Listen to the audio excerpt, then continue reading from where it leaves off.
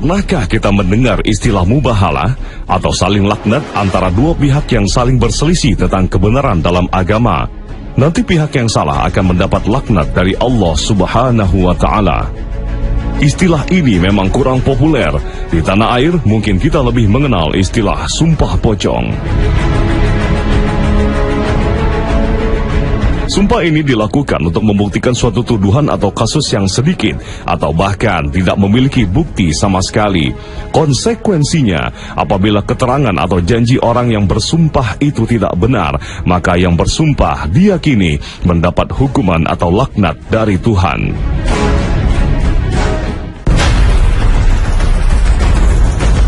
Pada sumpah pocong, prosesinya biasanya orang yang bersumpah itu dibalut dengan kain kafan, seperti layaknya orang yang telah meninggal berbentuk pocong.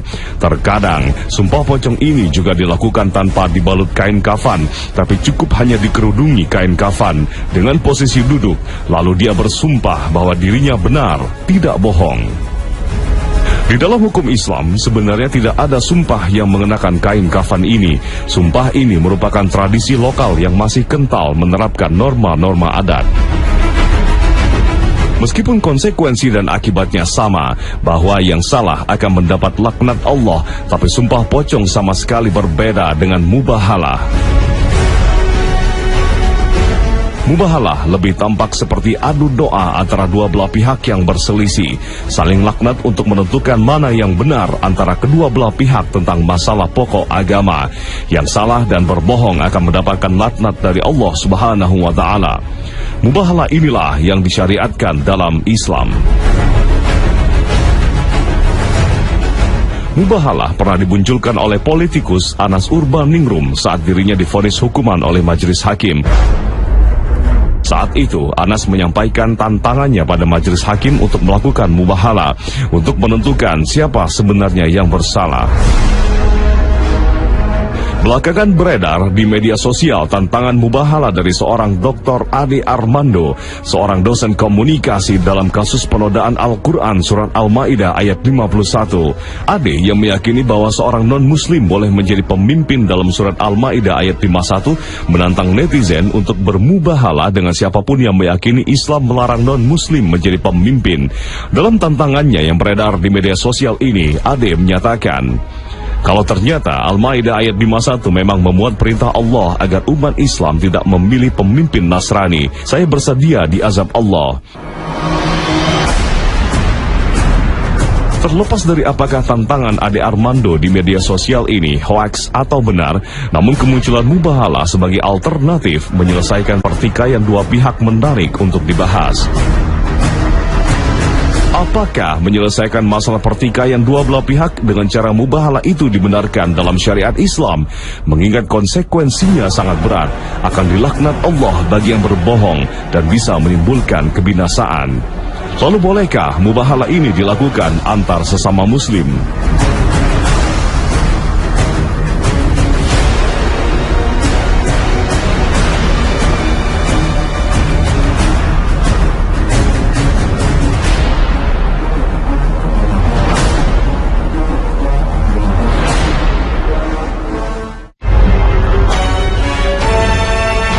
Assalamualaikum warahmatullahi wabarakatuh. Selamat pagi pemirsa Trans 7. Khazanah Ensiklopedia Islam Dunia pagi ini kembali hadir ke hadapan Anda untuk berbagi informasi Islami. Semoga menginspirasi dan menjadi motivasi aktivitas Anda hari ini. Pemirsa Khazanah, mubahalah biasa dilakukan oleh dua pihak yang berdebat yang tidak menemukan titik temu. Secara sederhana, mubahalah dapat dikatakan tindakan saling sumpah yang dilakukan oleh dua belah pihak yang berseteru. Sumpah tersebut berisi kutukan yang akan menimpa orang berdusta di antara mereka. Kutukan tersebut dapat berupa bencana seperti penyakit, kecelakaan, bahkan kematian. Kutukan atau bencana tersebut biasanya tidak menunggu waktu yang terlalu lama. Ibnu Hajar menceritakan bahwa ia pernah bermubahalah dengan orang-orang yang fanatik dengan ajaran ateisme dan mereka ditimpa bencana dalam waktu kurang lebih dari 2 bulan. Dalam Dalam ajaran Islam, pada dasarnya mubahalah diperbolehkan jika tujuannya untuk memenangkan kebenaran dan menghancurkan kebatilan. Rasulullah SAW sendiri pernah diperintahkan oleh Allah untuk melakukan mubahalah setelah pihak yang diajak dialog enggan mengakui kebenaran dakwah yang dibawa Rasul, padahal bukti dan tanda sudah begitu jelas. Dalam beberapa riwayat juga disebutkan bahwa para sahabat Nabi SAW seperti Ibnu Abbas pernah menantang orang yang berselisih pendapat dengannya dalam suatu masalah untuk bermubahalah. Hal serupa pernah dilakukan tabi'in, Imam Al-Auza'i, Ibnu Hajar dan Ibnu Taimiyah.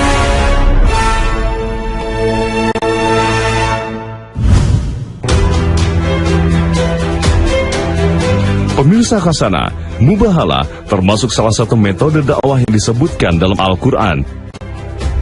Metode ini digunakan untuk melawan orang kafir dan orang musyrik yang bersikap sombong dengan tidak mau menerima kebenaran, tetap kukuh dalam kebatilan dan kesesatan, padahal telah disampaikan dalil-dalil yang sangat jelas yang menunjukkan kesesatannya. Dalam hal ini, Allah memerintahkan kepada Nabi Muhammad SAW untuk menantang mubahalah orang-orang Nasrani terkait akidah yang benar tentang Nabi Isa, karena mereka tidak menerima kebenaran, setelah beliau menjelaskan dengan penjelasan yang sangat jelas.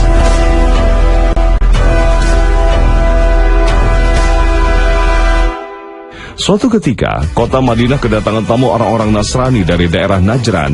Di antara mereka ada 14 orang pemuka dan tokoh agama di Najran, 3 di antaranya tokoh sentral. Ketika mereka sampai di Madinah, Nabi SAW sedang melaksanakan sholat asar. Mereka kemudian masuk masjid dan sholat dengan menghadap ke timur. Nabi mengira kedatangan mereka itu akan masuk Islam. Ternyata tidak demikian. Mereka justru menyebut diri mereka lebih dulu Islam daripada Nabi dan Muslimin. Maka Nabi pun menjelaskan panjang lebar tentang penjelasan yang sangat jelas. Tapi tetap saja mereka menolak. Maka turunlah wahyu yang memerintahkan untuk melakukan mubahalah. Katakanlah kepadanya, marilah kita memanggil anak-anak kami dan anak-anak kamu, istri-istri kami dan istri-istri kamu, diri kami dan diri kamu. Kemudian marilah kita bermubahalah kepada Allah, dan kita minta supaya laknat Allah ditimpakan kepada orang-orang yang dusta. Al-Quran Surah Ali Imran ayat 61. Maka Nabi pun menantang mereka bermubahalah. Tantangan Rasulullah ini tidak langsung disambut. Mereka bermusyawarah sebelum memberi jawaban. Salah seorang pemimpin utusan Nasrani mengatakan kepada yang lain, "Demi Allah, wahai kaumku sekalian, sesungguhnya kalian mengetahui bahwa sesungguhnya Muhammad adalah Nabi yang diutus, dan itu telah jelas tercantum dalam berita yang sampai kepada kalian. Dan kalian juga tahu tidaklah suatu kaum bermubahalah dengan Nabi, melainkan itu akan menjadi kehancuran bagi mereka. Jika kalian tetap ingin berada dalam keyakinan kalian, maka biarkanlah Muhammad dengan agamanya dan pulanglah kembali ke negeri kalian." Mereka akhirnya menolak ajakan Nabi SAW untuk bermubahalah karena khawatir akan ditimpa kehancuran.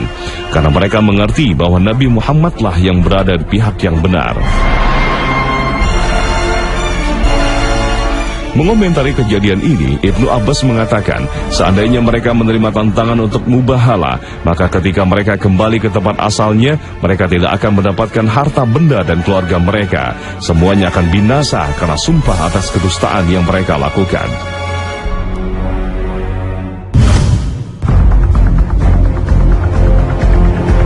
Pemirsa Khazanah, sekalipun mubahalah dibolehkan dalam syariat Islam, umat Islam hendaknya tidak mudah menggunakan sarana ini.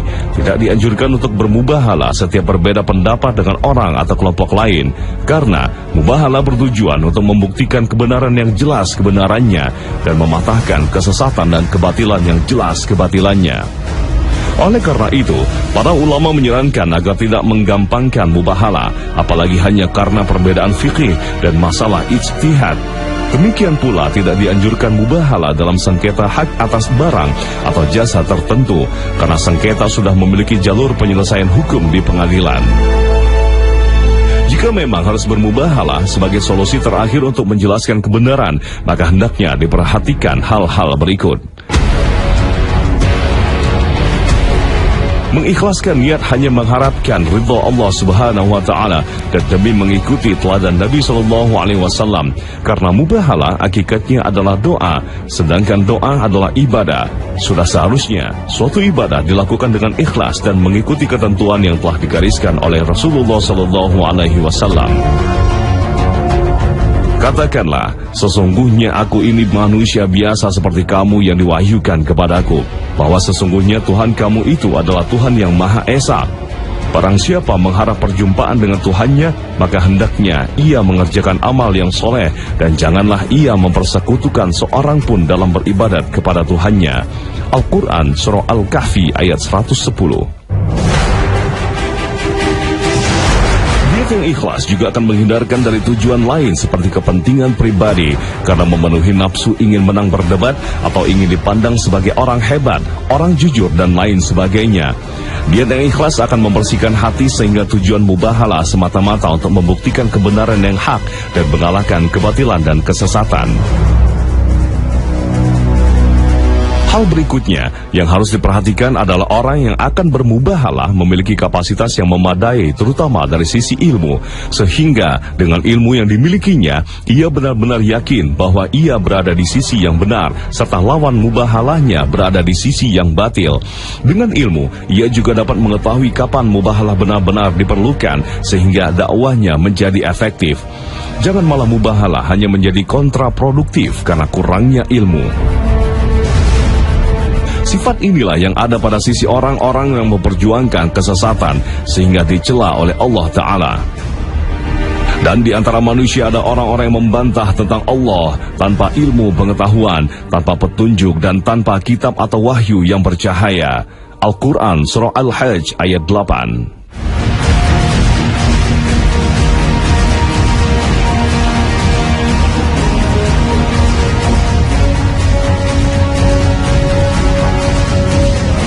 Mubahalah juga sebaiknya dilakukan pada masalah yang teramat penting. Ingat, tidak setiap perbedaan pendapat diselesaikan dengan mubahalah.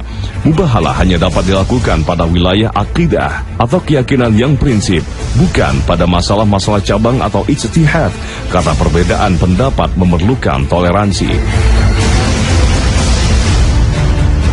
Dan yang paling penting untuk diingat bahwa mubahalah bukanlah solusi pertama, tapi sebelumnya telah dilakukan berbagai upaya seperti diskusi, dialog, penjelasan oleh ahlinya dan upaya lainnya.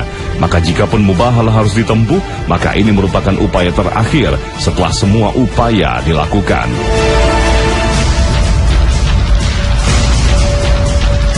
Mubahalah ini masalah serius, bukan main-main. Itu sebabnya di antara syarat mubahalah adalah mendatangkan keluarga masing-masing yang bertikai, istri dan anak-anak mereka, sebagaimana disampaikan Allah Subhanahu wa Ta'ala. Katakanlah kepadanya, marilah kita memanggil anak-anak kami dan anak-anak kamu, istri-istri kami dan istri-istri kamu, diri kami dan diri kamu. Kemudian marilah kita bermubahalah kepada Allah dan kita minta supaya laknat Allah ditimpakan kepada orang-orang dusta. Al-Quran Surah Ali Imran ayat 61.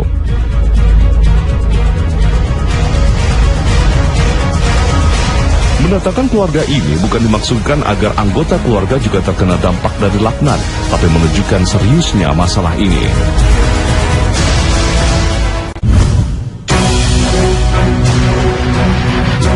Pemirsa Khasanah, mubahalah biasa dilakukan oleh seorang muslim ketika berdialog dengan non-muslim ataupun dengan orang yang mengaku Islam, tapi memiliki pemahaman yang menyimpang dari Islam.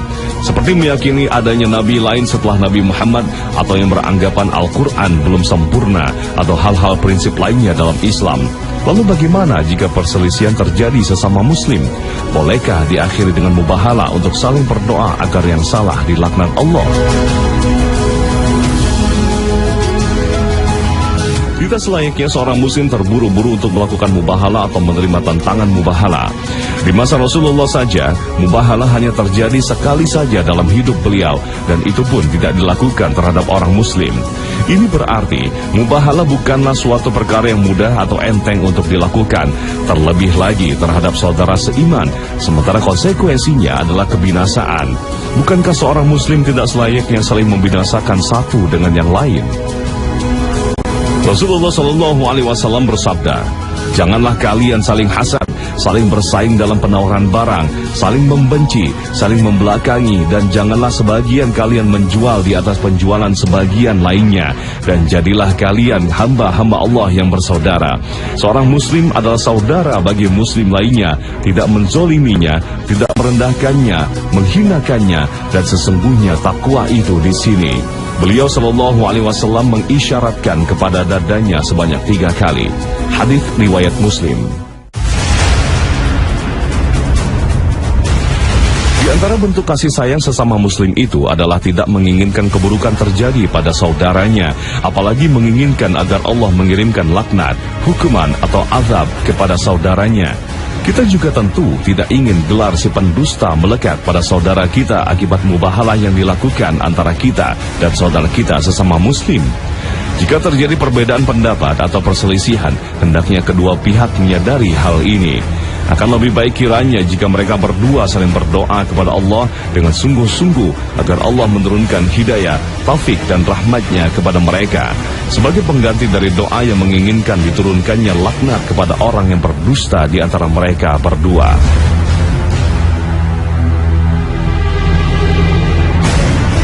Urusan laknat-melaknat bukan persoalan sepele. Melaknat artinya mencela atau mengusir serta menjauhkan dari rahmat Allah. Rasulullah Shallallahu Alaihi Wasallam bersabda, seorang mukmin bukanlah orang yang suka mencela dan bukan orang yang suka melaknat serta bukan orang yang suka bicara jorok dan kotor. Hadis riwayat Bukhari. Banyak bahaya yang dapat ditimbulkan karena suka melaknat. Di antaranya, tukang laknat tidak dimasukkan dalam golongan para syuhada dan tidak termasuk orang-orang yang memberi syafaat di sisi Allah untuk memintakan ampun bagi seseorang. Inilah yang diingatkan Nabi SAW dalam sabdanya. Orang yang suka melaknat tidak akan menjadi pemberi syafaat dan tidak pula syuhada pada hari kiamat. Hadis riwayat Muslim. Bahkan dalam hadis sahih diriwayatkan Bukhari, Rasul menegaskan bahwa melaknat seorang mukmin hampir sama seperti membunuhnya. Dan yang lebih berbahaya lagi, jika ternyata orang yang dilaknat itu bukan orang yang layak untuk dilaknat, maka laknat itu akan berbalik kembali pada orang yang melaknat. Na'udzubillah min dzalik. Rasulullah SAW bersabda, sesungguhnya seorang hamba apabila melaknat sesuatu, niscaya laknatnya akan naik ke langit, maka tertutuplah pintu-pintu langit hingga ia tak dapat masuk. Maka kembalilah ia terhujam ke bumi, akan tetapi pintu-pintu bumi pun tertutup untuknya. Maka ia berputar-putar ke kanan dan ke kiri. Jika tidak menemui jalan keluar menuju sasarannya, maka ia akan tertuju pada orang yang dilaknat jika memang ia pantas untuk dilaknat. Akan tetapi jika tidak pantas, maka ia akan kembali kepada orang yang mengucapkan laknat tadi. Hadis riwayat Abu Daud.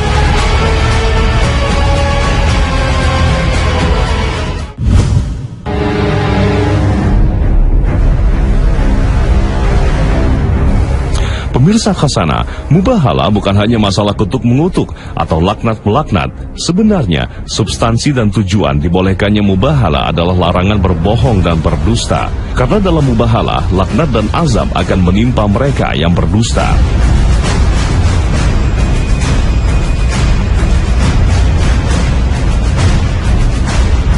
Bohong atau dusta bukanlah kemaksiatan biasa, lebih jauh bahkan merupakan benih dari segala kemaksiatan yang pada akhirnya akan melahirkan segala kejahatan dan kerusakan. Perhatikanlah seluruh perbuatan dosa dan kejahatan dalam semua tingkatannya, pasti terdapat unsur dusta. Semakin besar unsur dusta ini, akan semakin besar bencana yang diakibatkannya, maka semakin agung pihak yang didustakan, tapi akan semakin besar dosa yang akan ditanggung oleh pelakunya. Oleh sebab itu, terus berbohong dan berdusta merupakan jalan tercepat yang akan menghantarkan pelakunya menuju neraka. Rasulullah SAW berpesan dalam sabdanya, Senantiasalah kamu berlaku jujur, karena sesungguhnya kejujuran membawa kepada kebaikan, dan sesungguhnya kebaikan membawa ke syurga. Seseorang yang senantiasa jujur dan berusaha untuk selalu jujur, akhirnya ditulis di sisi Allah sebagai seorang yang selalu jujur. Dan jauhilah kedustaan, karena kedustaan itu membawa kepada kemaksiatan, dan kemaksiatan membawa ke neraka. Seseorang yang senantiasa berdusta dan selalu berdusta, hingga akhirnya ditulis di sisi Allah sebagai seorang pendusta. Hadis riwayat Bukhari Muslim.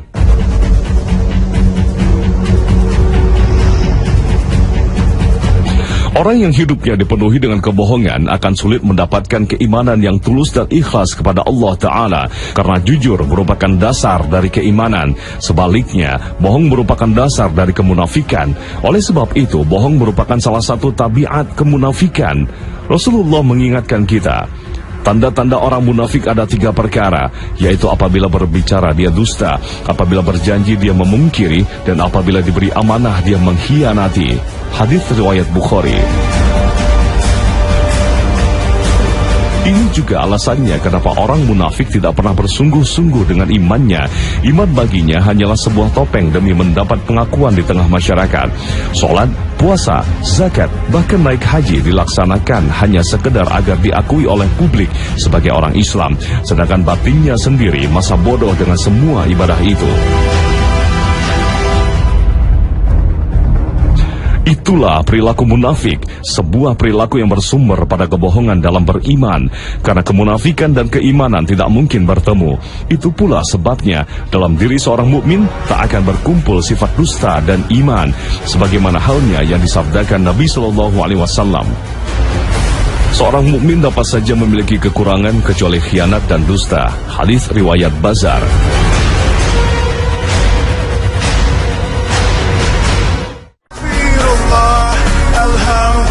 Mubahalah bukanlah perkara sepele sehingga begitu gampang dilakukan. Mubahalah memiliki konsekuensi yang berat. Oleh sebab itu, janganlah setiap perselisihan diselesaikan dengan mubahalah. Apalagi jika itu terjadi antara sesama mukmin yang hakikatnya adalah bersaudara. Mubahalah adalah doa terakhir untuk menegakkan kebenaran dan menjatuhkan kebatilan dan kesesatan. Wallahu a'lam.